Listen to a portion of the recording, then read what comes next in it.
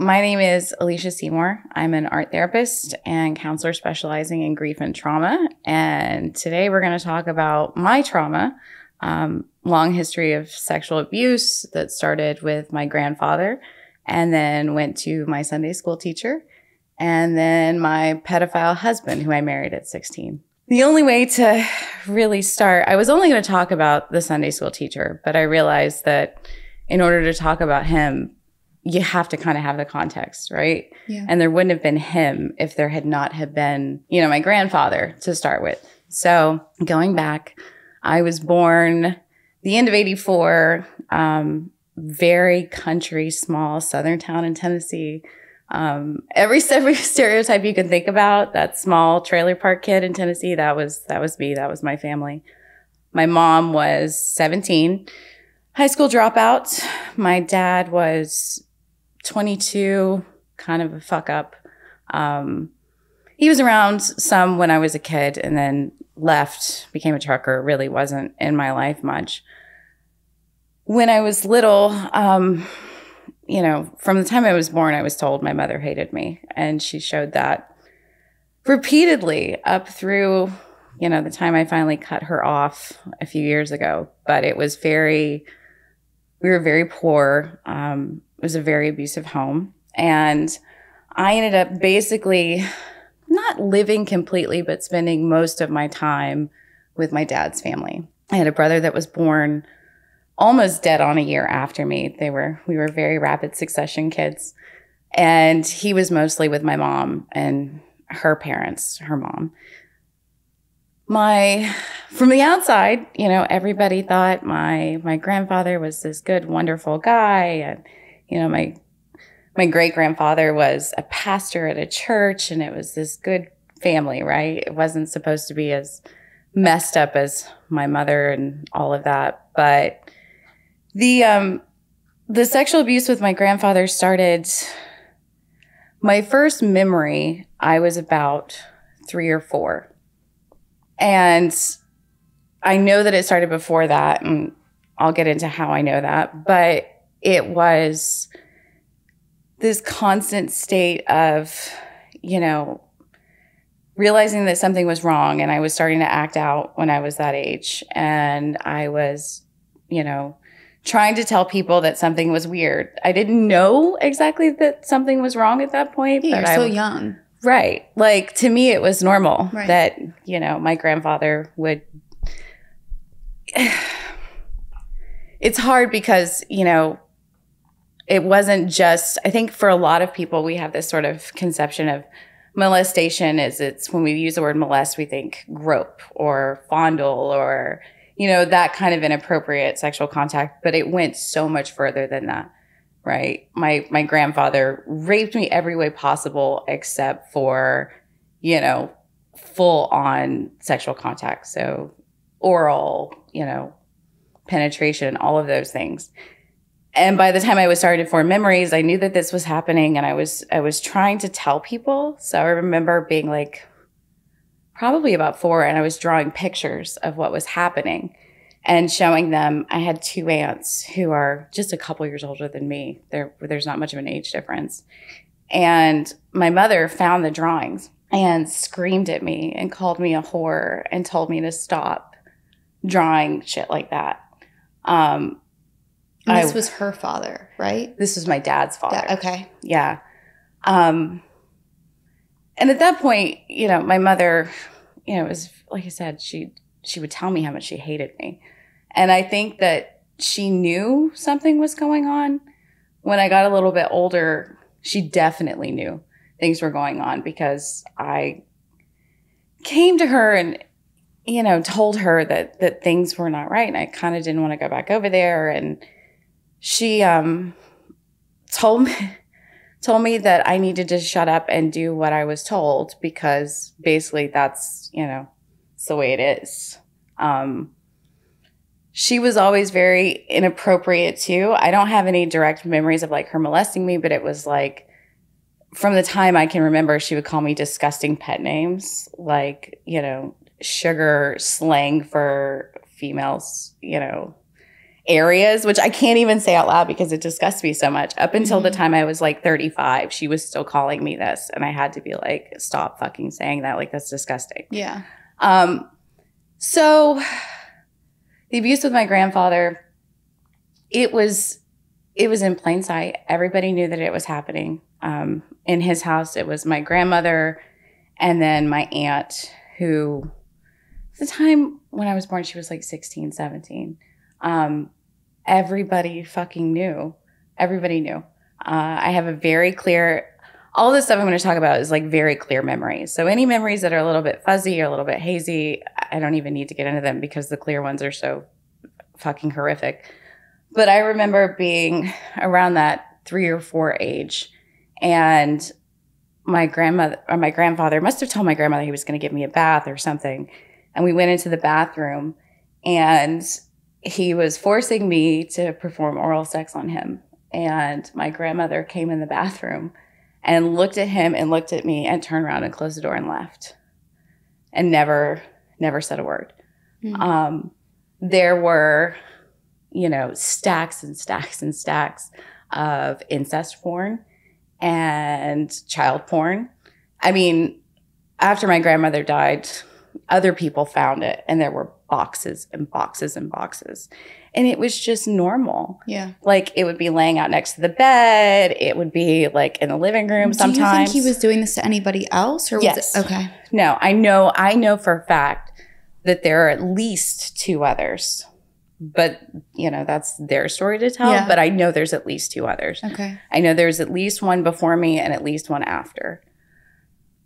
After the bathroom incident, well, that's not even, I was going to say after that, it was when we moved into the whole car thing. But well, I feel like too, just as a child and having your grandma walk in and see that and do nothing, I feel like even that is something that could make you feel so betrayed and so alone. It's like, if your own family members aren't going to help you, then who is? I feel like that's the thoughts that go through your mind. Absolutely.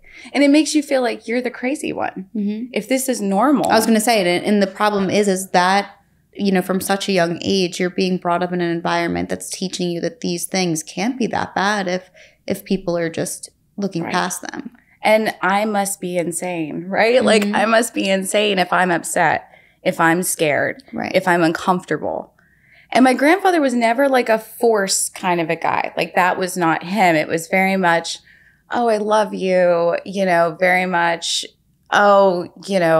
that whole like substitute partner thing. So I was his buddy. He would molest me with my grandmother sleeping right next to us or not sleeping. Like, it would be like bedtime and it's like, come get in bed. And she's not doing anything. Right. And then he was also a raging alcoholic, not a violent drunk, but a drunk. Mm-hmm.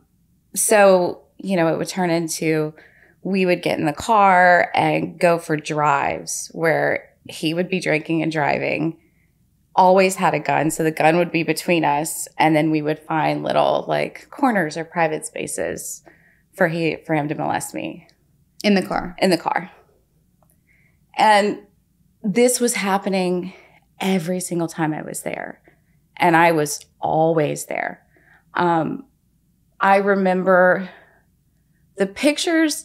I thought the pictures did not start until I was about 4 or 5. I discovered later that I was wrong, that they started when he started molesting me when I was an infant. Taking pictures of you? Yep. So I remember when I was 5, they had like this addition onto their garage, and we would spend a lot of time out there, and he would molest me out there and like very posed kind of stuff.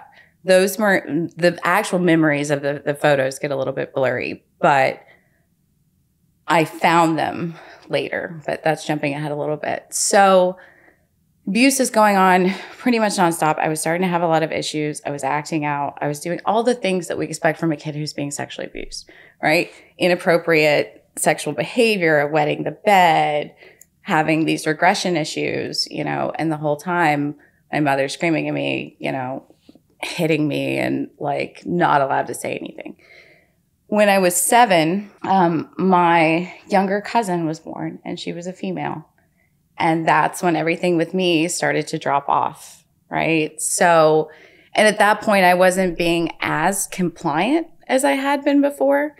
So the molestation at that point with me did not completely stop, but it kind of changed where I wasn't necessarily the primary focus anymore. And it turned into every time I would go over there, I would be really sick to my stomach, right? Because I knew it was going to happen, right? My grandmother had systemic lupus. So the house was like a pharmacy. And I would be diagnosed with lupus just a few years later. So talk about the body keeping score. But I would go over and I would say, like, I'm really sick to my stomach. I would start having a panic attack. I would start freaking out. So he would give me her nausea medication to sedate me. And I would sleep for 12 or 13 hours and then wake up. And it was obvious that he had sexually abused me when I was asleep. And this was not as frequent as it had been before the younger cousin was born, but it was still going. And then about 10, 11 is when it stopped because I got my period. So then I wasn't a pedophile's dream anymore. And I had a cousin there who was 7 years younger than me. So, and she was displaying all of the same behaviors that I did. Everything. And I was still being forced to go over there. I was still being forced to kind of be around them. Things, when I was at my mom's house were just traumatic. It was a string of men who were also very gropey. And, she condoned this. It would happen in front of her. It was kind of, she told me that she hated me and that I had ruined her life and that I owed her this to keep these men happy. I owed it to her to let these men grope me and fondle me. Lots of drug use in the house, lots of pills, lots of pot. We were always hungry, always moving, trailer park to trailer park. Like, it was not a stable environment. So I kind of buried a lot of the abuse stuff. I knew that, something was wrong, but I just couldn't think about it. What were they going to do? Like, there was no escape, right? And then when I was 12, I started having a lot of flashbacks. And it was coming up in dreams, and things were coming back. And I was old enough at that point that, you're having in school the talk of, this is inappropriate touching. And I was like, oh my God, like, the fuck, this is not okay. And I had remembered, I had these flashes of memories of him taking the pictures. And the porn, the child porn, the incest porn was still like out and open. It was not hidden. And I remembered that these pictures were hidden in this like cupboard in the garage with like the extra, because it was on this rotating thing of porn. So one day I decided, I was there alone with my grandmother, and at that point she wasn't really doing well, couldn't get up, couldn't get around. So I snuck out there and I found the box, and there were hundreds and hundreds and hundreds and hundreds of pictures of him molesting me from infancy, which is how I know that it started then. And I could not have been. So he was in these pictures with you? Like, yeah. Okay. Yeah. Usually just, close up of him and then me. I don't think any of them included his face. Mm-hmm. But yeah, so that's how I know it started way back. Right. And that's like my brain just completely broke. Did you notice that when it started happening to your cousin, did you feel any type of like need of protection for her? Or was it kind of something where it just felt normal and you just realized that it kind of went off to her and then? It was really confusing because on the one hand, I was really jealous. Wow. Okay. Because I wasn't, you weren't getting the attention. Right. And it was like I hate to say it that way, but like a pay for play. So you let me do these things to you, and then we're going to go shopping. Mm-hmm. We're going to go buy baby dolls. We're going to go buy you new clothes, which for a kid that was dirt fucking poor, I mean, poor, that was okay. So, we do that, but I'm the one who's getting to go shopping and hang out and have ice cream. And then I would say my concern for her I was kind of in denial when I was seeing it, but when I was at that 12 age and I found the pictures of me, that's when I was like, oh shit, like it's happening to her too. Okay. But what are you going to do? What can you do? Right? I was a little kid. Her mom was there in the house and was doing nothing. Yeah, it's like that conflict of like your gut knowing that something's wrong, but then everybody around you just dismissing it. And my aunt, this cousin's mother, she knew it was going on with me too. She told me, I confronted her about all this after everybody was dead and tried to have a conversation. And she's like, well, yeah, I saw it, but what are you going to do? My grandfather had a heart attack when I was 9 or 10. And we were getting ready to go to the hospital to visit him. I was with the aunt. And she goes, well, hang on. We have to take him some of his books to the hospital. So she packed up incest and child porn and took it to him in the hospital so that he would have it while he was recovering from his heart attack. And it was just like, oh yeah, whatever. Like, sick. Okay. Like, what the fuck? Am I crazy? Because I feel like this is fucked up, but everybody's just like, yeah, this is totally normal. Like, whatever. Okay. It makes you wonder, like, did it happen to them too as children? You know what I mean? Like, it's just like this generational thing where it's just normal to everyone because it's just trickling down the family line. Yeah. And it's not just him because, both my grandfather and my grandmother were Southern farm families, right? So they're like one of 9 or 10 kids. And his brother would come to visit and be very gropey. Come sit in my lap, pull your dress up, like let me grind on you. Here's a quarter. And then they would disappear. And I think that they were trading material because there were pictures in with my grandfather's stuff of people that I didn't know. And I don't think it was him. Mm-hmm. So, it kind of makes you wonder, but I have these very clear memories of his brother coming to visit and do the exact same thing. Not as violent, not as, sexual, but the touchy-feely, gropey. Right.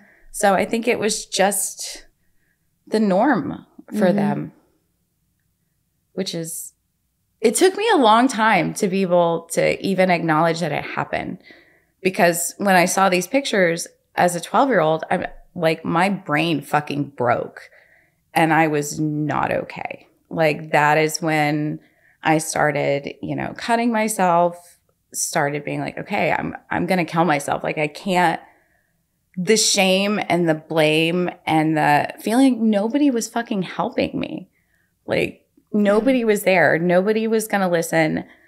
Teachers were not saying anything. Like, I was going to school sometimes with bruises from being hit from my mother. I'm being molested by my grandfather. Like, I'm fucked.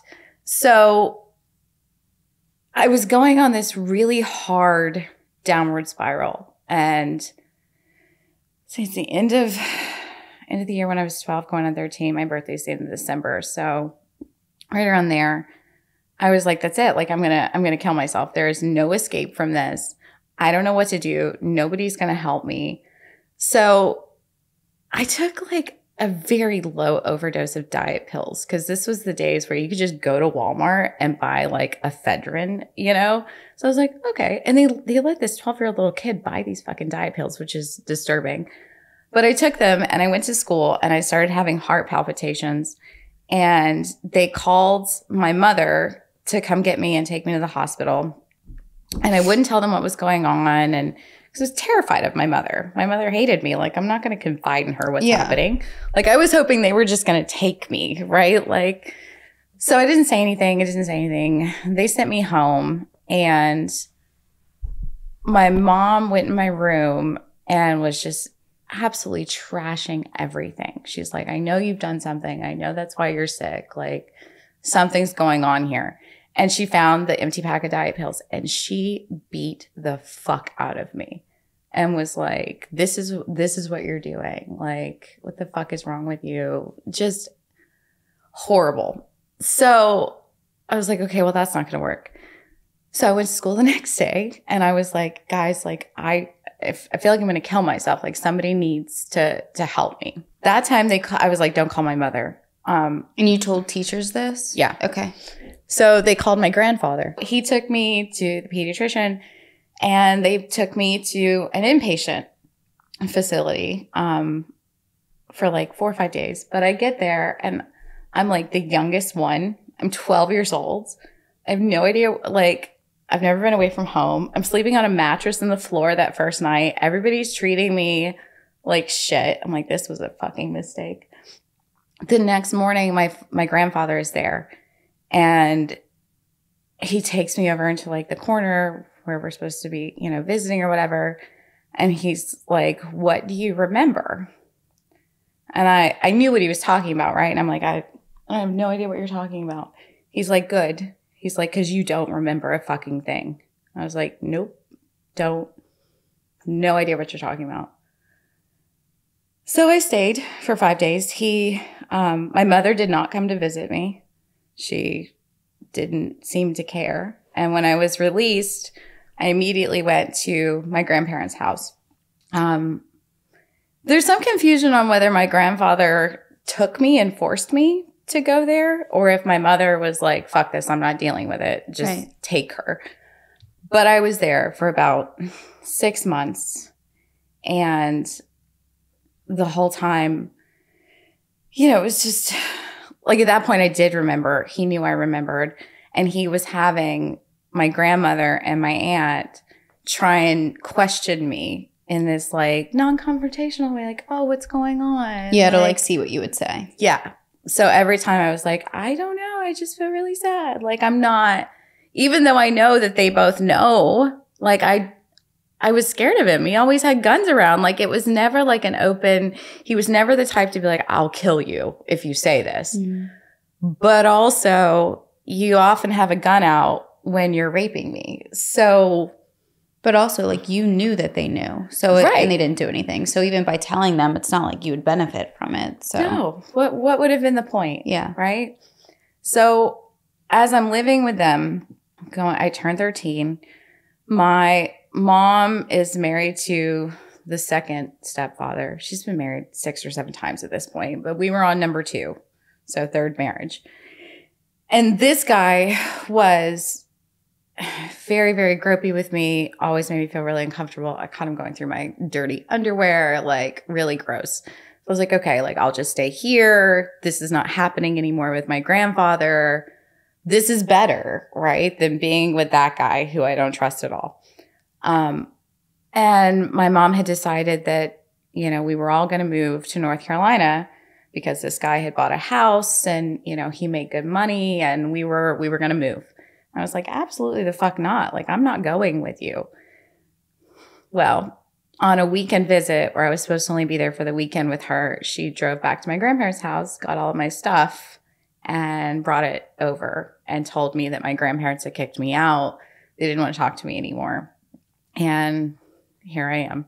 Like, I'm in North Carolina. I'm in a new place where I don't know anybody. I'm with, you know, my mother who hates my fucking guts. I'm with the stepfather who, you know, is always making nasty comments and, you know, touching on me. And I'm like, what the fuck am I going to do now? Right? I'm still depressed. I'm still cutting myself. I still feel like, you know, okay, I'm just going to bide my time and then I'm going to kill myself because I can't do this anymore. When you went into a mental health facility, right? Did they diagnose you with anything or give you any medication? You were just there for... I was just there. Okay. There was no diagnosis, because I wouldn't talk to them. I was like, I don't know. You know, it was that, I don't know. I just felt off. So they're like, oh, angsty teenager, you know, fuck off. Okay. Which I don't know what would have happened if I had told them, right? Mm-hmm. It just...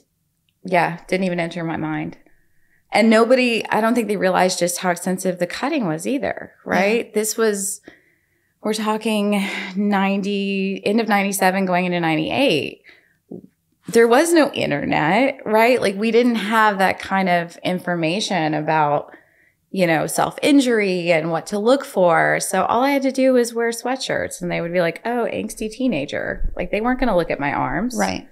So once we got to North Carolina, I was still, you know, spiraling out. This would have been in the summer when we finally moved. It was into the 7th grade year, going into the 8th grade year.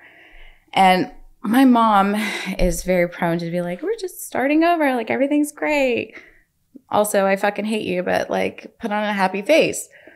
So my stepdad's family was very much into the church and, you know, go to church, good Christian people. My family had never been that way.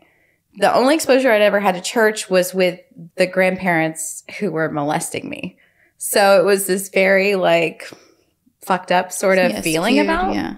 you know, what are you going to do? Like, okay. Right. Seems a little hypocritical, but all right. So I knew I was stuck in North Carolina. So I'm like, okay, fuck it. Like, I'll go to church. Like, fine. Maybe I'll make friends, right? Who knows? Maybe it'll happen. Well, fuck me. We start going to church. My mother pushes us, me and my younger brother, to get into the youth group. And the youth group is run by this 34-year-old man named Ronnie and his wife, who was a few years younger and pregnant at the time. And it started with, you know, there were probably 10, 12 kids in this group, all around my age, from like 11 to like 13. We're all kind of in that cluster. I think I might have been one of the oldest ones. We started going out, you know, doing stuff together as the group. We would have the Wednesday night meetings and the Sunday night meetings. And Ronnie started being like, oh, you know, I can tell like you're really struggling, like you're new, like, you know, let me be your friends. You know, it was this very like friend thing. So for the first time in my life, I had this adult who I felt safe with and I felt comfortable with. So I told him, you know, not details, but I'm like, yeah, you know, I'm struggling. My grandfather molested me and raped me for a lot of years, and my mother hates me and she's torturing me, and I don't know what to do. Like, I'm not okay. And this is very hard for me because I still really love Ronnie, and it's very confusing, but he took that as the green light of, I don't even have to groom you. You know what I mean? Like, there's no grooming to be done. All you have to do is be nice to me. And here I am. So it started with, you know, just very friends, like, let's just meet by ourselves so I can minister to you. Great. You know, very, very religious, always praying together, always doing things. And then around Halloween time of 98 was when the conversation with him started to shift. And it was, you know, I think I love you, from him to me. You know, you're so different from everybody else. And, you know, my God, if I hear another fucking person tell somebody that a young girl has been abused, has an old soul, I swear to God, I'm going to lose my goddamn mind, because that was always the thing that was said. Oh, you're so much more mature for your age. You have such an old soul. Like, I wish you were just a little bit older. Right. So, and then the touching started just as like very like, you know, petting me on the leg, testing the waters. And I was terrified. But at the same time, Ronnie was, you know, this adult that I trusted and I was starting to have feelings for. And I mean, he was gorgeous. So I was like, yeah, this is just how it goes, right? Like, okay. So by November, early November, he was like, why don't we go meet and hang out in the car? There was a park right by my house behind like this factory. There was like a pond and walking trails. And we had been over there a few times with the youth group. He's like, why don't we just go over there and like have a conversation? I was like, okay. It was election day. So we were out of school and he came and picked me up at my house and we went over there and he's telling me how much he loves me and how he's thinking about divorcing his wife and he thinks that we should be together. And, you know, he would really like to take our relationship to the next step. And I'm trying to act like I'm cool, but I'm 13 and I remember sitting in the car next to him and I'm shaking so hard that I thought I was going to pass out. Because I'm like, I don't like freeze, right? I have all this history of abuse and you just freeze. So he started kissing me and made me perform oral sex on him in the car in the park and tried to get me to get out and go into the woods so we could have sex. And I finally got enough voice to be like, no, like I'm not ready for that. Right. Like I'm 5'1". At that point I was anorexic. I weighed about 90 pounds. He's 6'4", 6'3", 6'4", massive man. And I'm like, I couldn't decide if I was like terrified of him or like love him. And did I want this or did I not want this? So, well, I think too, you know, like you were saying before, how you mentioned like, oh, he wouldn't even have to groom you because of the fact that you were just a vulnerable young girl looking to be loved, like, and cared about. And I think for you, it was probably confusing because that was the first person that was outside of your family that was like offering that. Yeah. So it had this mix of like different emotions as well. You know, like, do I like him? Do I not? And it's just confusing. And you never were taught or given the right tools to even understand, I feel like, this age difference or like, I mean, even with your grandfather and grandmother, like they were together when he was doing things to you. So like, what are you supposed to know? Right. And we were in the car, right? It was the same sort of thing of like, oh, I really love you, but I'm stuck with this person. And oh, let's go to the park. And, you know, there were so many physically, they were very similar in physical appearance. Yeah. Like there were a lot of these weird, uncomfortable kind of overlap things going on. It was really, you're 13. What the fuck do you know? Right? You're just like, this person is kind to me. This person's nice to me. And is this really that bad? Like he didn't force me. Yeah. And I will say everything that happened with him, and there's a lot of years, but it was consensual, at least as far as I felt, right? It was never like a forced situation. After that incident in the car,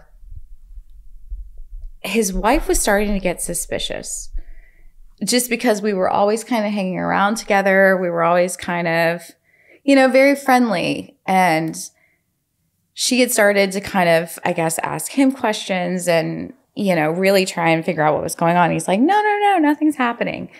And before we had sex the first time, so it was like November the 3rd was election day, I think, that year. That was the car thing. November like 6th or 7th, he had me go out with his wife alone to let her take me in the car to the same fucking park in the same fucking spot in the same fucking car where I had just blown her husband, and had us sit there and talk about, you know, the fact that nothing was going on. And that nothing was happening. And that, no, I would never. Was she questioning you? Yes. Okay. Yes. He told her, why don't you just go ask her yourself? And then he called me and was like, hey, wife is going to come pick you up. You guys are going to go have a conversation. I need you to tell her that nothing's going on. I need you to be convincing. Okay. This one, she grilled me for an hour. Like I said, same spot, same car. She's sitting in the same spot. Like, I'm just like, no, I have no idea what you're talking about. No. November the 11th, he sent his pregnant wife, it was Veterans Day, he sent his pregnant wife 3 hours away to go baby clothes shopping with their son, who was a year younger than me. And he came and picked me up and took me to his house. And for 3 hours, it was like, you know, having sex and all that stuff, and then stopping and praying and feeling very guilty about it.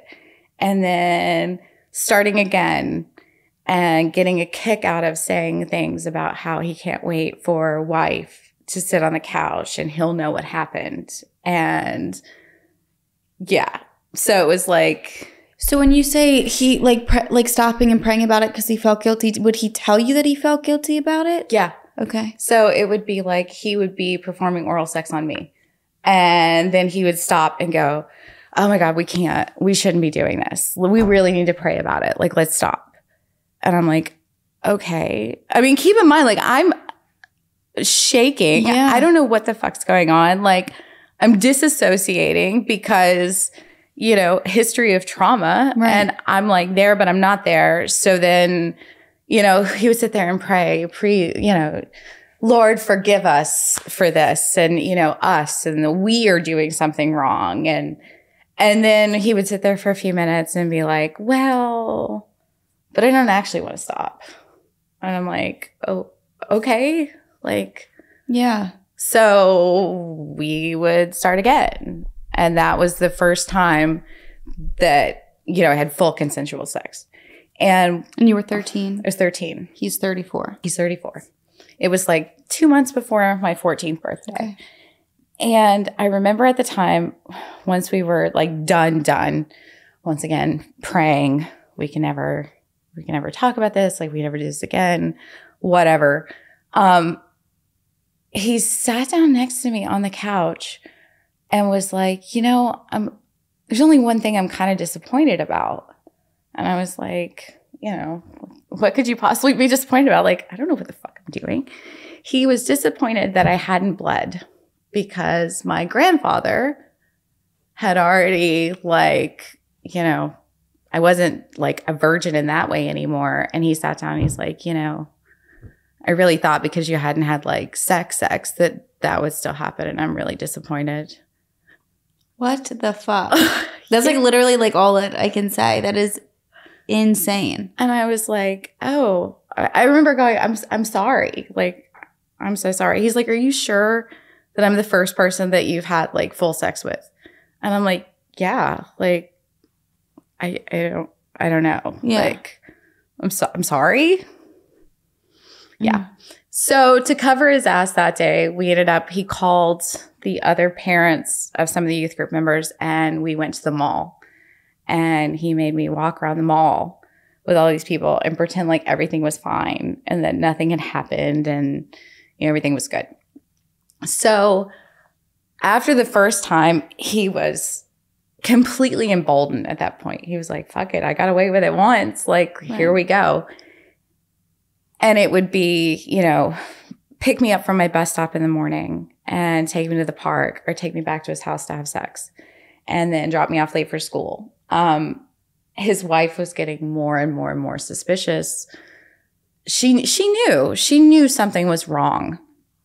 But instead of talking to somebody else about it, she continued to grill me.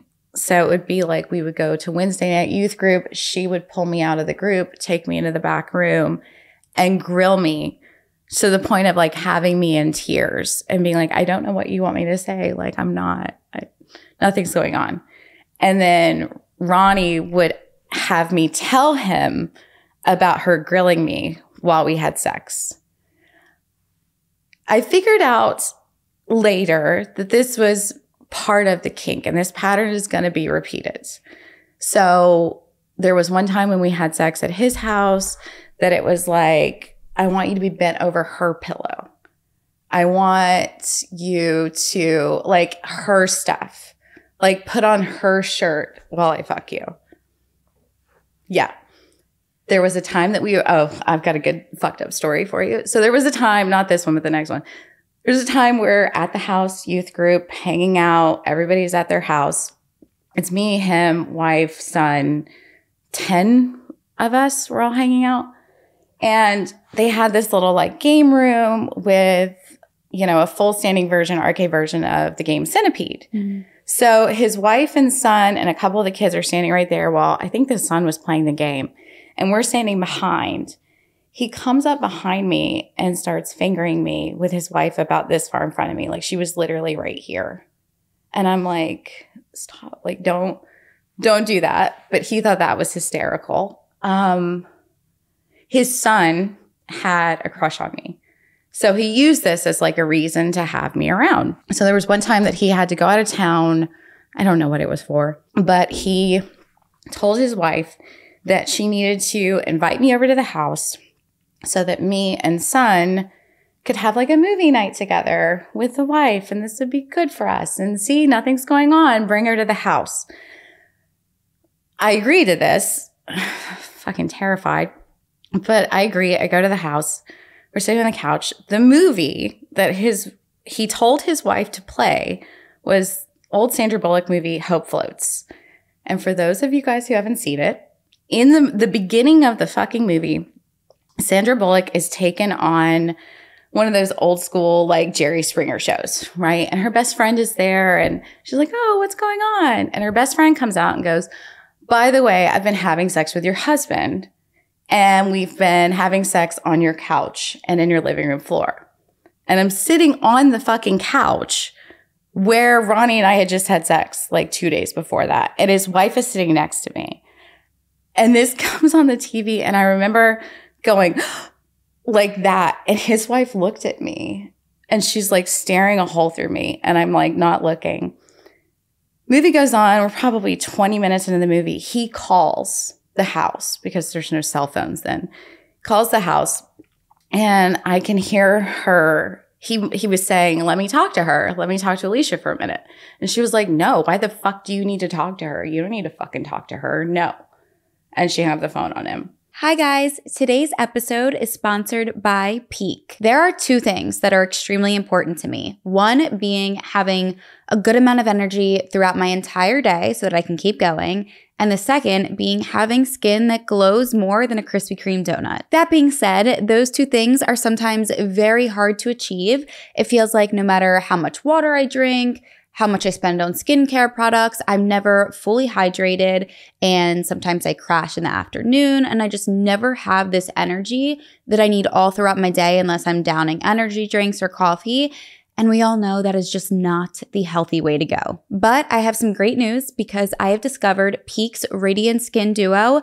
And let me just tell you, it has been an absolute game changer for me. It is backed by experts and it is meant to deeply hydrate, boost energy, and support whole body wellness from the inside out. Within the last few weeks, I have felt so much more hydrated and I have gotten so many compliments on my skin being more radiant and glowy. And the one thing that I always tell people is how key it is to really watch what we are putting inside of our bodies, because what we're putting inside of our bodies will definitely reflect on the outside as well. One of my absolute favorite products that I find myself using and drinking literally daily is the BT Fountain electrolytes. So with using these electrolytes, I feel like I'm actually getting the hydration that I need, and it's actually giving me more sustained energy throughout my entire day. If you're tired of feeling depleted and want to finally nourish your body the right way, now's the time. Get 20% off plus a free rechargeable frother and glass beaker with my exclusive link, peaklife.com/insane. That's PIQUE life.com/insane. Do not sleep on this. Your body and skin will absolutely thank you. And now back to the episode. This was another instance where when we would have sex, he would want me to say, well, what did her face look like? Did she look shocked? Did she look upset? Do you think she noticed? Like it was this constant. We went camping with the youth group and he had me buy one of those like really tight like onesie pajamas, right? With like the ass flap. And it was cold. This was like November, but he's like, I just want you to wear that and like nothing else. Like don't put on a coat. He had been groping me in the woods that day and I was like, okay. So I'm like, fine, fuck it. Like I'll do this. We're sitting by the fire and his wife, and there are other like pastors and stuff there. And the wife looks at me and goes, could you look more like a whore? Could you please go put on some fucking clothes right now? And I was like, I'm just sitting here. And she's like, no, you need to go put on some clothes. So I had to go like put on a coat and stuff. So this is going on. He's getting more and more bold about things. I'm getting later and later to school. Like they're kind of getting suspicious, but even the school's not saying anything. Yeah. Like I'm always there. I told a friend of mine what was going on, and she told her mother at the end of December. So just before I turned 14, she told her mother, and all hell broke loose. And I admitted that it had been going on. So this was basically less than a year in? Yeah, this is 6 months, the first go round. Okay, got it. Mine and Ronnie's relationship is going to continue on for the next 22 years. But at this point, this was the first 6 months. When he was caught, he admitted it. He was arrested, charged with, I think they charged him with like indecent liberty with a minor at that point. And he pled out, ended up doing a year. But when everything came out, it was my fault. So I was kicked out of church. Everybody at church was on me. They were sending their kids to school to jump me. I got jumped at a football game by one of the kids because her mother told her to come beat my ass because it had to be my fault, right? Like, how could this good Christian man have done this? Like, obviously it was me. And my mother took that very seriously and was like, this is absolutely your fault. You ruined his fucking life. I was put on basically solitary confinement in my room. She would let me come out like once after I got home to use the bathroom. If she fed me, it was put in my door, scream and yell at me, close the door. Like, I was not eating. I was going to school. I was getting harassed by everybody at school because I was now the slut and the whore that fucked the Sunday school teacher. This still continues to this day. I ran into somebody that I went to school with about a year ago from down there. And she was like, oh yeah, wait, you're the one who fucked that Sunday school teacher, right? And I'm like, well, that's not exactly what happened. And then it was like, oh, okay. And like turn around and leave. Yeah. So I still have like this notorious reputation for being some sort of fucking Lolita whore who seduced and ruined this man's life. Like I ruined his life. What did the wife end up saying? Did you ever have a... 2 days after we got caught, she came to my house with the pastor's wife and sat down. And she was like, she was shaking. She was so mad. And she's like, you know, I asked you and you didn't tell me it was happening. And I don't know why you would go after my husband like this. Like, I'm pregnant. And if I had known this, I would have aborted the baby. And like, why would you do this to me? And I'm like, I'm sorry. Because at this point, it must be my fault, right? Yeah. Everybody's saying it's my fault. And then she came, her son went to the same school I did. And within a week of all this happening, she came into our gym with her son one day. I don't know what was going on, but she had the baby with her. I guess it was a little after a week, must have been a month or so, because she went into labor not long after that. And I, in my stupid childlike way, was like, oh, like, let me go say hello. Like, maybe you're not feeling that way anymore.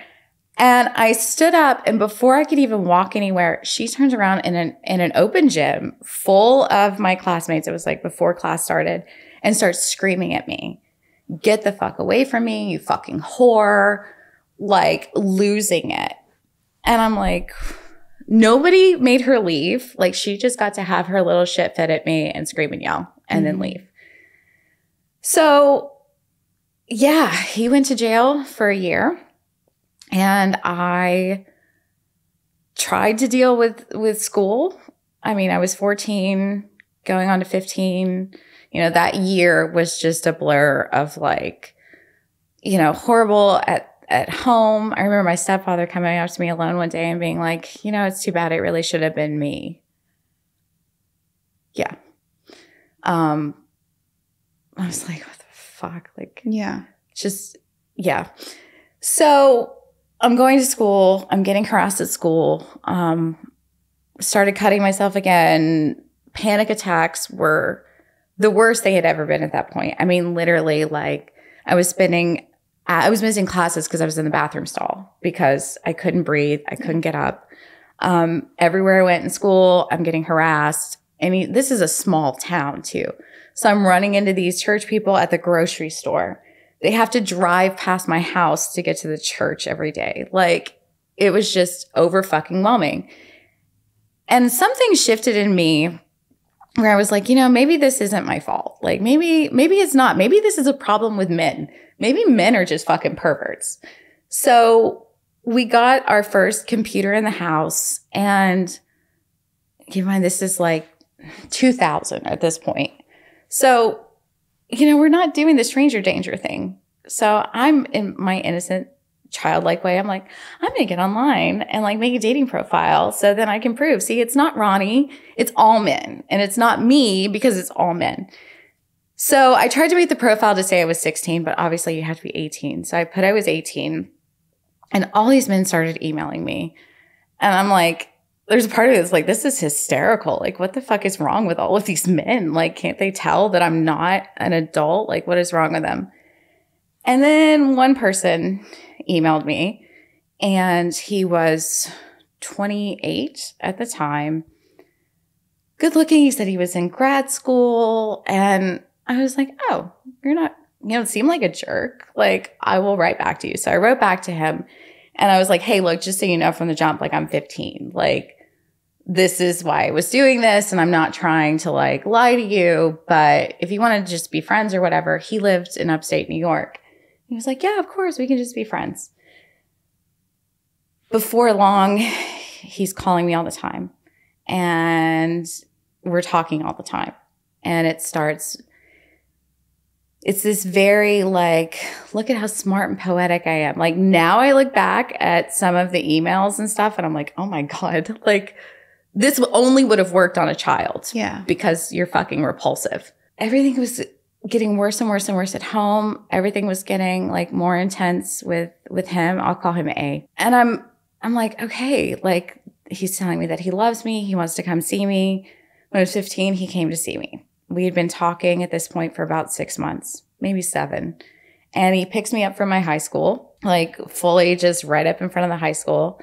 And I told my mom I was going to a friend's house for the weekend, not that she cared. And we went to the cheapest, most skankiest motel room around the corner.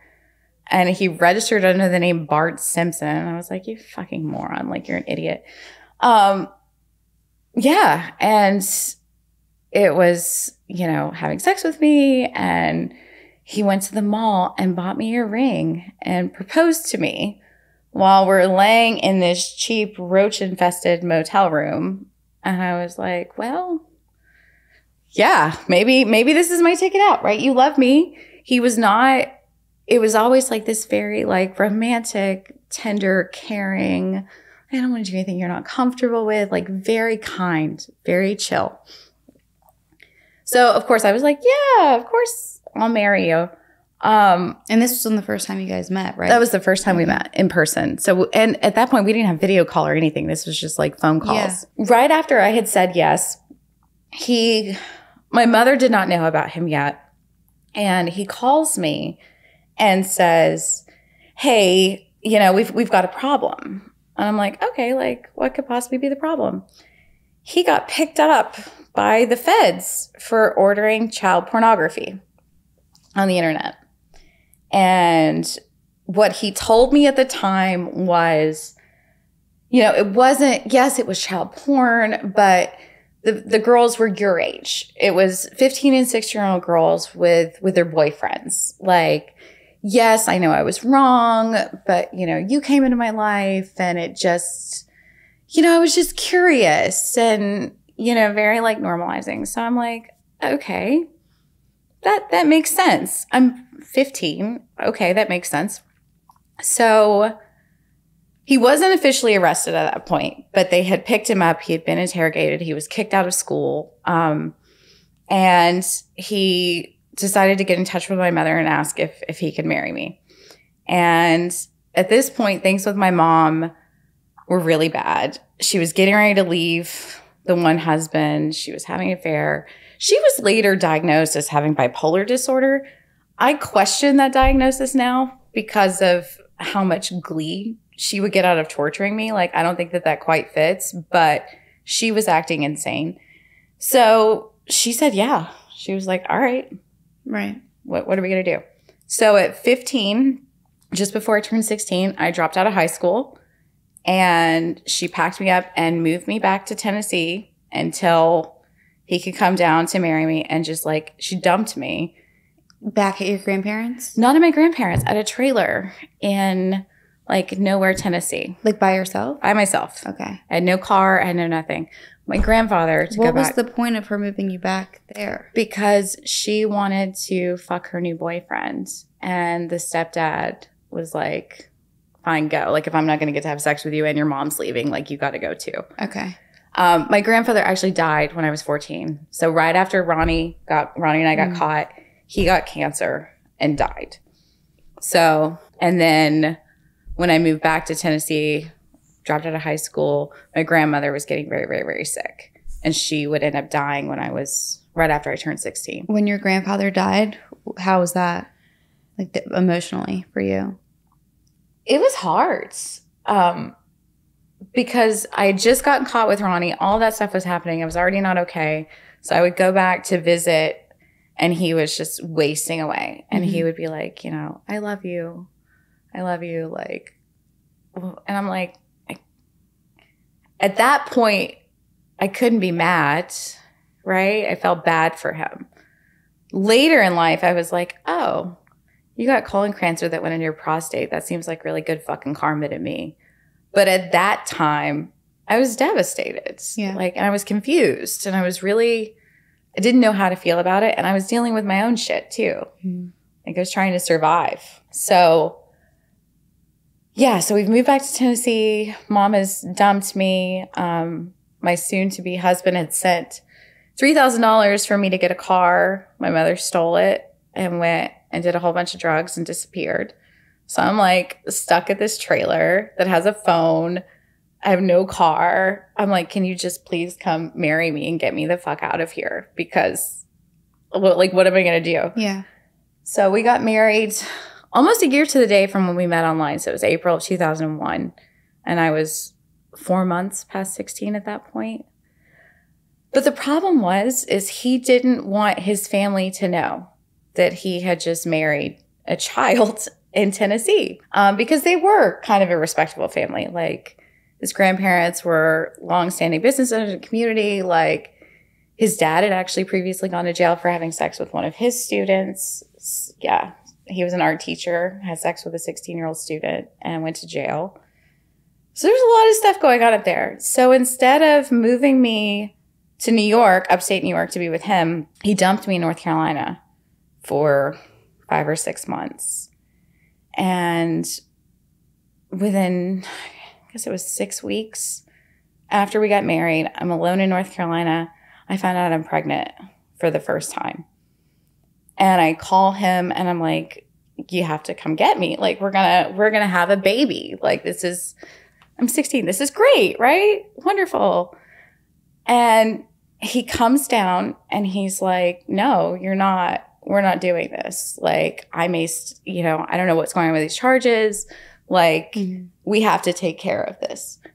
So at 10 weeks pregnant, he took me for the first abortion when I was 16 and then left me back. And I was just by myself. I was a fucking wreck. Finally, I convinced him to move me up there. To New York. To New York in September. And he's like, fine, you can move up, but you have to tell everybody that you're 19 and you can't tell anybody that we're married. Like, okay, fine, right? Whatever you want from me. So as soon as he moved me up, and at this point, I'm not talking to my mother. My mother has not had any contact with me since I've gotten married to this man.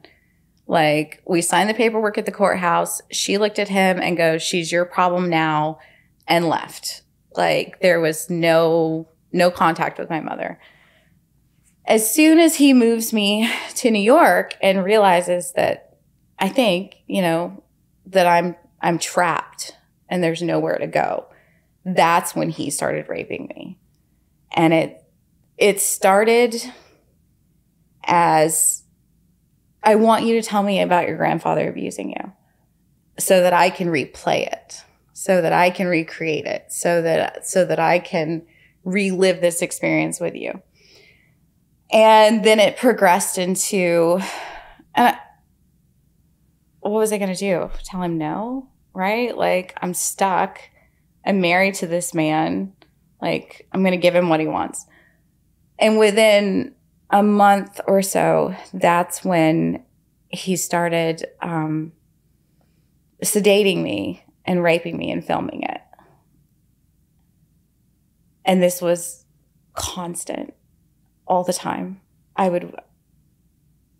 don't know. It started with like, just have a few drinks, right? Mm-hmm. And I'm 16 and, I have no tolerance. So that would get me not completely passed out, but enough that I couldn't necessarily fight him off. And then that wasn't quite doing it anymore. So he would, I don't know what the pot was laced with, because I'm telling you, I've never been comatose after smoking weed in my life, but I was comatose. So I could not move my body at all, but I was conscious of what was happening. And I knew, like, I could hear him setting up the camera and him violently raping me for an hour, hour and a half, and filming it. And this went on over and over and over and over and over again until the cops came back around. I guess it was a year after we got married. So the first year of that was constantly being raped. Do you think that when he was recording you guys, do you think that he was keeping it for himself or selling it to people? Okay. Yeah. We had boxes and boxes and boxes. So when I finally left, I was able to destroy some of them, but he still got them to this day. He has the most violent ones to this day and enjoys, like, reminding me that he still has them. Like, still in my fucking head. But what we're going to do? Oh, and he also got me pregnant again. That same, within a month of living up there. And again, forced me to the shadiest abortion clinic ever. And at that point, he was like, look, I could be going to jail. And I can't tell you that I wouldn't molest our own children.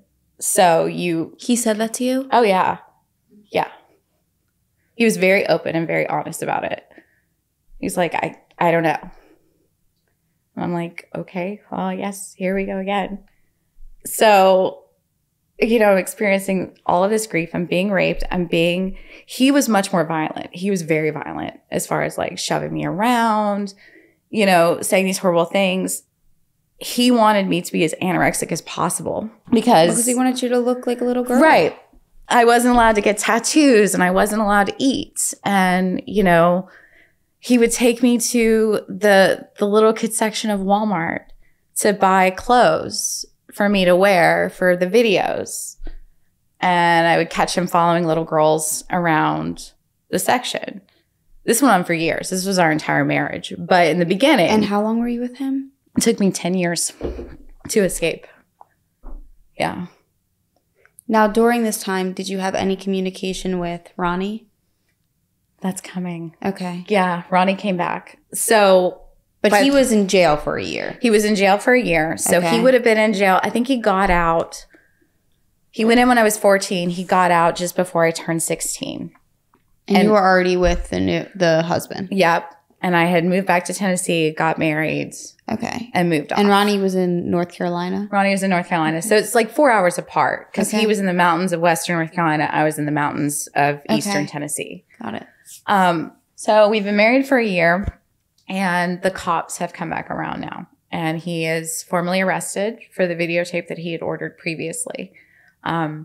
We found out later that the reason why they had not arrested him yet was they were trying to prove that he had seen me before we got married, so then they could charge him. But they couldn't prove anything. So they decided to go ahead with the prosecution. At 18, he was sentenced, and it was a year and like 2 months in federal prison. I became prison wife at the ripe old age of 18. We were living in Pittsburgh. He was in a federal prison in Ohio. His dad, we had moved down there. His dad had bought a house in a really horrible neighborhood that he was turning into apartments so that I would have a place to live while A was gone to prison. So I was going for a year and 2 months. I would go over every weekend, twice a weekend, and visit. This was a federal satellite low. So what that means is there are no real cells. Like, it's more of like cubby, like dorm room style in the back. And in the front, it's mostly like white collar criminals. So when you go visit, everything's kind of like this. Like, it's very open. It's tables, families. It's a very low key prison situation, if there can be a low key prison situation. So A continued to, sexually abuse me even when he was in prison. Because it would be, just stick your hand down my pants. Just handle it real quick while we're sitting here in this crowded room with CEOs over there. And if I said no, he would grab my hand to the point that I thought he was going to break it. And it was like, okay, fine. Like, I'll just do it. He was getting very, obsessive, very paranoid. He was having his dad spy on me to make sure that they always knew where I was and what I was doing. I wasn't going anywhere. I was terrified. My husband's in prison. Like, this is crazy. Right after he went to prison, I had started to think back about Ronnie and his wife. And I felt really horrible because I still felt like all of that was my fault, right? That I must have done something. So I was feeling super guilty because now I knew what it felt like to have your husband go to jail for these sex crimes. And God, that must have been horrible for her. So I wrote her a letter because I had their address because he's on the sex offender registry. So I'm like, oh, that's convenient. So I wrote her a letter and apologized. And I was like, look, I'm so sorry. I'm sorry that I did this to you. I'm sorry that I did this to your kid. Like, I'm really sorry. And I didn't think she would forgive me, but I really hoped that she would because I felt horrible. And it was probably a week after I sent the letter. I included my phone number. I was hoping we could have a conversation about it. I get a phone call and it's Ronnie. He intercepted the letter. So the wife never saw it. She had no idea that I had sent it. He intercepted it. And when he called me, he said, oh my God, like, I've been looking for you this whole time. I've always loved you. I miss you so much. Like, I need to see you. Like, and before I knew it, it's like, okay, I have this husband who's in prison. When he was out, he was raping me in these horrible ways. He's still sexually assaulting me. His dad is treating me like I'm in prison too. Like, Ronnie's back, right? The one person who loves me is back. Probably wasn't a month after he called that he came to Pittsburgh to see me. And at first it was just, he was there for like 3 days. We were just hanging out. I felt like I was having to like sneak out of the house to go see him. He went to the mall. What is the deal with these fucking pedophiles in the mall? But he went to the mall and bought me a ring too. And this pretty ring. And I came to see him and he proposed that if he could just get his wife to divorce him, then we would be together and we would get married. And I was so in love with him. I was like, okay, sure, absolutely. So over the next 6 or 7 months, he's calling me almost every day from a burner phone. I drove to North Carolina a couple times to see him. Everything is kind of hot and heavy. And then I get a phone call from her. She had found the burner phone. And she was absolutely losing her fucking mind again. Rightfully so, right? I mean, at this point, she's like, you're an adult, you know better. Yes, technically, but there was still this like trauma bond with Ronnie. And I anything he asked me to do, I would have done. I don't care what it was. Like, I was so conditioned that didn't matter. Like, there were times where he would call me and be like, I need you to come down now. And I would pack a bag and leave. Like, didn't care. So she got upset. And he called me a few days later and he's like, oh, she's just pissed off. Like, she told me it doesn't matter how many times I come back to you. Like, she's never going to leave me. She's just going to make my life hell. So, we might as well just keep doing what we're doing. I was like, okay, fine. So there was a period there where I didn't talk to him. It was this very like on and off. Husband gets out of jail during the time where Ronnie and I are kind of taking a break because he's like, oh, things are getting kind of hot at home. Like, we just need to not talk for a little while. Husband comes home. This is a fucked up story. The day we had to pick him up from prison to take him to the halfway house, me and his father went to pick him up, and he had instructed me that I needed to be dressed like a schoolgirl and I needed to hang up some sort of barrier in the back of the van because he wanted to fuck me on the drive back while his dad drove. So he told me what outfit to wear. His dad knew what was going on and was like all for it. So presented, I think I was 19 at the time. I was like, here you go. So, and when we got in the back of the van, I asked him not to. I was like, look, your dad's like right there. Like, this is really not comfortable for me. And he didn't care. So he raped me for the next hour on his way to the halfway house before he had to sign in for being a sex offender. While he was in prison, I found the actual court papers. And the videotape he ordered was not 15 and 16-year-old girls. It was 6 and 7-year-old girls with daddy and friends was the description. So, and I'd started searching through his computer and had found some other images too. So at this point, by the time he comes home, like I know that he's a for real pedophile. That was the period where I started getting really sick though. And found out that I had lupus. And at one point my kidney was going to failure. Where was I going to go? Right. I was really sick. Before we got married, I had gotten my GED. So at 19, I started at community college, was trying to get my degree.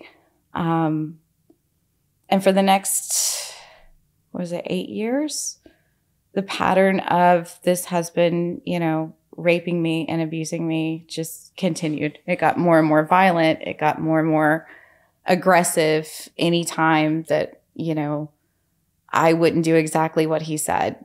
It was chase me down and rape me.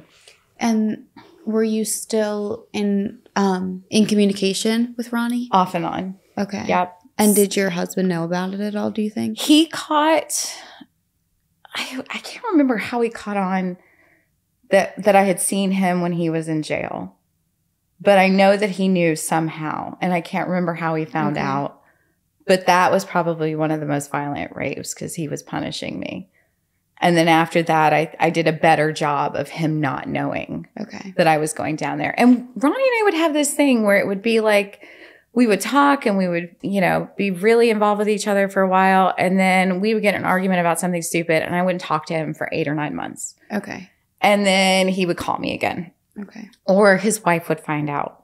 And then, it would be 8, 9 months. Mm-hmm. So it was this very back and forth kind of a thing. And that continued on forever. So I finally was able, about the time that I finished my undergrad, I was able to escape the husband, get away. He continued to stalk me. I actually just heard from him about 2 months ago. We've been divorced since 2011, 2012. And I know he still watches my social media. I know he's still around, but he has married a woman from the Dominican Republic. And he wanted me to write a letter for her to get, citizenship saying that the husband is not a danger to her or anybody else. And he wanted me to write this letter saying he's not a danger so that his, much younger wife from the Dominican could move over here. And I was like, absolutely not. Go fuck yourself. But after leaving, Ronnie was an ever-present part of my life. Had a couple of, okay relationships, whatever. But Ronnie was always there. Always. By the time we get to, that's 10 years of us going back and forth. In 2017, I guess the last time I saw him was 2016. And at that point, I was like, I can't keep coming down here. Like, I still want to be your friend. I still want to talk to you. But as far as like coming down and seeing you, like, I'm tired. I can't keep doing this. You're never going to leave, right? Like, this is ridiculous. We've been doing that. At that point, it would have been almost 20 years, like 18 years. And I'm like, I'm just exhausted. I'm done with it. But we kept in touch. So I met my now husband in 2017, had a baby, getting back. I was in grad school in 2021. It had been about 6 months since I had talked to Ronnie in the summer of 21. So somewhere around Christmas, he called to tell me to have a happy birthday, or we had emailed something. I called him.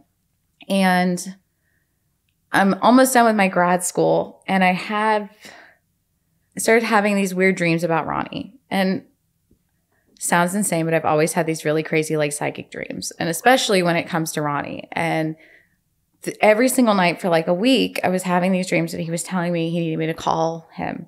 Like, you got to call me, you got to call me, got to call me. And I was like, fuck you. Like, I'm not calling you. Like, I'm in grad school. I'm in therapy. Like, I'm doing all the good stuff. Like, I'm not fucking dealing with this. So I was sitting outside in my yard, and my son at the time was 2. And I had this very clear image of somebody close to me was about to die. And I thought it was somebody down south. And my grandmother, my mother's mother, was still alive and not in great health. So I'm like, fuck. Like, I really feel like this is the last time I'm going to get to see her. We need to go. So I packed up my son, went to Tennessee, saw my grandmother, and it just so happened it was the last time I got to see her. She died in November. But as I'm driving home, I'm still like, ooh, something's not right. Like, I've still got this really bad feeling about Ronnie. So I get home, and instead of calling him, he was part of this band. So when we weren't in touch, he'd be like, oh, check my band's Facebook page. Like, see what we're doing, like, you know, whatever. So I get on Facebook and I'm scrolling through and I get to his band's page and I find out he died that morning of COVID. Ronnie did. 56. He died in his sleep. Yeah. The face you're making right now is the same face that I made then. I was like, even saying it right now, like, I can feel it happening again. Like, you knew. I knew he was going to die. And then I was like, oh, fuck, I didn't call him. I should have called him. Like, there were all these things that we didn't talk about that we needed to talk about. Like, what do you mean? What do you mean he's dead? And at the time I was still trying to, like, be friendly with my mom. So she was at the house and my husband is there. And I'm like, I got to go. Like, he kind of knew who Ronnie was. And I was like, Ronnie said I got to go. And I lost it. Even now, it's been 3 years and it's fucking horrible. And you can't tell anybody, right? You're like, what are you supposed to say? This man who was technically my abuser, who I loved, who was married, is dead. And I'm really fucking sad and I don't know what to do with it. So at that time in grad school, I was getting ready to start doing my practicum and my internship. And I'm like, what am I going to do? So I'm like, maybe I'll start researching grief and I'll work with hospice. And as an art therapist, I found out we don't do grief very well, or we didn't. So I took everything that was going on and turned it into a book and really worked hard to work through my grief about Ronnie. And it's still, I couldn't go to a funeral, right? I couldn't go to his memorial service. Like, what was I going to do? Show up at the church and be like, hi, like, I'm really sad too. Well, you know, I think that in the only way that you knew at that time and, you know, the time that he was in your life, like, you did love him. I did. So it's like, even if you can look back now and know that it wasn't healthy and he had issues and all this stuff, like, that doesn't change or diminish how you felt. And you, like I said before, you weren't really taught the proper way, like, to love or who to love and everything in between. So that's who you fell for at that time and for a long time. It sucks. Yeah. And on top of it, like you said, you didn't have that sense of closure. No. It was just suddenly he was dead. Yeah. And I had in my head for, like, the previous couple of years, like, okay, we're going to sit down and we're going to have this conversation. And I want to know what was going through your head, you know, when I'm 13 and you're engaging in this. Like, I want to have these conversations. Like, we need to talk about it. And we never did. But do you really think, and this is just me asking you. Yes. At this point, knowing what you know, if you were able to sit down and have that conversation, like, knowing that he wasn't in the right place mentally, like, what answer could he really get? You know what I mean? Like, it's just, right.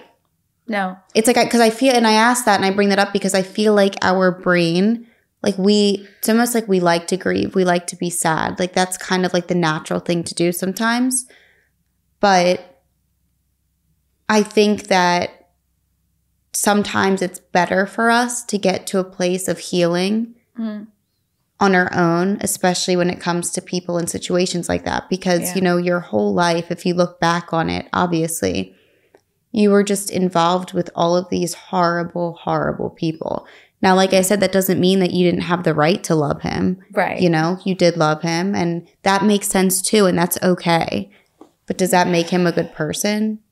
No. Right. He did some really fucked up things. Yeah. I mean. And I think that, like, you spent a lot of time, you know, like over 20 years? 28, 22? No, 22 when Ronnie died. So, yeah, like 22 years of those type of people and men being your normal. And I think, too, you got to a point where you had something worse than him. So it made him look better and more gentle and more kind, which is also a normal thought to have. You know, and obviously by no means should people, like, die. You know, like, you don't – it's not like saying, like, oh, he's dead, good, you know? Yeah. Which I'm sure a lot of people would feel that way. Okay, understandable. But, like, but, you know, for you and the way that you felt, like, obviously, even if you got to a point in your life on your own without him passing away where you were like, you know, he's not a good person and I never want to see him again, that doesn't mean that you want him dead, you know? So God, no. It's like, it's one of those things where I just feel like, unfortunately, life doesn't always pan out and play out the way that we want it to. And, you know, in a lot of ways, even if you didn't get the answers that you would want or that he could even give in person, we naturally want that closure. We want that understanding, because I think that it makes healing feel a little bit easier if we can get somebody to explain, like, why did you do this? Like, make me understand. And they probably can. Yeah, it's because it's not a normal mindset, you know? These people, unfortunately, they're very twisted. They're mentally ill in their own ways, you know, to target young and weak and vulnerable kids in sexual way. It's sick. It is. And it's sad. But once again, like, that doesn't change. You didn't know any better, and you fell in love with somebody that was there when you needed it. Yeah. You know, and that's Always. just the reality. And it's totally okay for you to grieve that and be sad about it. You know, like, I think that it's easy for you to have guilt for many different things or have these confusing battles within yourself of like, oh, but he's this kind of person and he did so many things wrong. Why do I feel this love? Why am I still sad about it? Yeah. But I don't think people can really understand that unless they went through what you went through. It's really, and that's kind of what I do now, right? Is teaching people and working with grief and explaining, you know, in grief, we have something called disenfranchised grief, which is the grief that is not socially acceptable, that's not, you know, witnessed. And that's not just death loss, right? My stuff is death and non-death. So now it's very much about validating that grief that we don't see, because there are a lot of people like me who have these really complex, really complicated losses, and we don't know what to do with it. Yeah. Right? I mean, truly, the art, making art and having that as my voice and being an art therapist saved my life. Not just now, but like... Right, because you don't have to explain it to people. Nope. And there's a ton of secret, I guess not secret anymore. Ronnie is in that book. I took a picture of him and put a nice golden cow skull on top of him because he was my golden calf, right? Like, I worshiped him. So having a voice in the art and looking at all these different ways that we can kind of address grief, because it is complicated. And it's never a matter of this clear-cut, straightforward, you know, oh, I love this person and they died. Mm-hmm. It's usually a whole lot of other shit around it. And I really think that had it not been for making art at various times in my life, I would have killed myself. Mm-hmm. Like after the divorce, when my husband was raping me, you know, dealing with 2 chronic illnesses that keep trying to kill me. Art has always been there. And then this book became, you know, I took the pain of Ronnie and the death and was like, okay, we don't do grief right. So let's do it the right way now. So I guess it's making meaning out of all of it, right? Mm-hmm. Now I work with a lot of trauma survivors because I can say, yeah, I get it. Right. It is hard. And I think too, for, like I said, for a lot of people, they could hear parts of your story and not understand because they would just look at it from a outside perspective and from anger. And like I said, like the sick, twisted reality of it. Yeah. But they didn't live through what you did. You didn't experience anything but that your entire life. Yeah. And that's something that I think that we don't understand, even in the literature, you know, going into this counselor role for a minute, of we don't see just how dangerous and how lifelong that is. When that abuse starts that young, it's like ingrained in you. You're trained to behave a certain way. And the body does keep score, right? I have 2 chronic autoimmune conditions. I have to get chemotherapy about every 2 years to keep me alive. I have extensive damage. All of that, I have no doubt, came from all of that trauma and that abuse. Like, and we, you know, I feel like there's a lot of judgment, right? Coming out and being open about this is hard because people, you know, it's always the girl's fault. The thing is, people will judge, right? Yeah. And there might be like this big pool of people that judge you and judge what happened to you. But there could be there is another pool of people that can understand so much and relate to you. And those are the people that you save, you know, and that's more important than the people that judge. And if you're going to judge, then that says more about you than it does about me. Always. You know, that's just sad because. Well, you can't judge something that you don't understand. Right. And had anybody at any point along that line stepped in and helped me, I wouldn't have ended up where I did. And that's the thing, too, that people need to understand is you genuinely had no help and no guidance. No. You are where you are now because of yourself. At one point, just as like this is systemic, when I was 9 years old, being abused, I ended up with crabs in my eyes, got an STD in my face, went to the emergency room. They took care of it. Nobody called anybody. Nobody reported it. It was like, well, okay, just put this on. Like even nurses and doctors, when I had obvious signs of sexual abuse, were like, yeah, we're not going to do anything about it. So the system failed me. Everybody failed me. Yeah. Over and over and over again. And what age did you start going to therapy, did you say? Going to therapy consistently wasn't until I was 34. 35. And then you opened up, obviously, about everything to your therapist. Yeah. And then did you feel like that really opened a door for you to better understand like your childhood and let you start healing? Or do you think you kind of started healing prior to that? I think as much as I loved the therapist I had at the time, I think it was the self-work that I was doing on this. And that helped with, you know, dealing with Ronnie. And it's only recently in the last year that I've started working on a lot of stuff with identity, that I've had to now go back and look at this stuff and be like, what parts of me came from this? And am I okay with that? Right? Are there parts of me that I want to keep that are absolutely a product of trauma? Or, you know, do I need to let those parts go? So I would say it's only been in probably the last year that I've really been able to start really looking at the other stuff a whole lot deeper. And I think too, you know, I always say this, I think the more open we can be about what we've been through and how we feel, I think the more we're able to genuinely heal and discover who we really are. Yeah. I think that when we bottle things up and we have this shame and this guilt around things, it doesn't allow us to just be free. Yeah. And be like own it almost. And that doesn't mean we define who we are with it, but it is a part of you. It is a part of your past.